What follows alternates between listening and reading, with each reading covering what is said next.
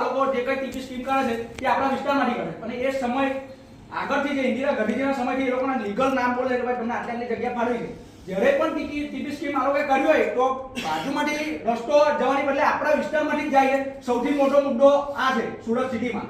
અને સિટીમાં જોવા જાય તો ટીપી સ્કીમ અને આ મહાનગરપાલિકા અને બહાર જિલ્લામાં કહીએ કે આપણે ગુજરાત પ્રદેશમાં કહીએ તો આપણે પ્રોજેક્ટના નામ પર સૌથી વધારે જો આપણા સમાજને અન્યાય થતો હોય તો આ સરકાર કરી રહી છે. તો આપણે આ મુદ્દા મહત્વના છે કે પ્રોજેક્ટના નામે કે ટીપી સ્કીમોના નામે આપણા આદિવાસીઓને કેમ ટાર્ગેટ કરવામાં આવે છે. આ મુદ્દો વિધાનસભામાં મારા ઈચ્છા છે કે ઉઠાવવો જોઈએ ઉપર.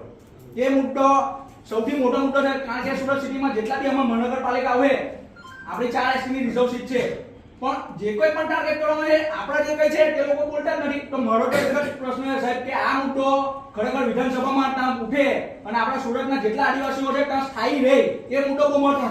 આદિવાસી રહેશે જ નહીં તો પછી આપણે આદિવાસીમાં તો લડશું કેવી રીતે મુદ્દો છે. હવે અહીંયા સુરત સિટીમાં રહેશે જ નહીં લોકો છૂટાછવાયા બધા જ્યાં આપણી વસ્તી હવે માનો મેજોરિટી હોય એ માટેના આ લોકો રસ્તો કરીને કે બીજી આવાસમાં મૂકીને અડધા આવાસ આ બાજુ અડધું પેલી બાજુ તો આપણો સમાજ ભેગો રહેશે કેવી રીતે સિટીમાં ભેગો રહેશે તો એકતા રહેશે તો તાકાત રહેશે. એટલે આ મુદ્દા પર તમે વિધાનસભામાં ચર્ચા કરાવો એ મારી એક અપીલ છે સાહેબ તમને.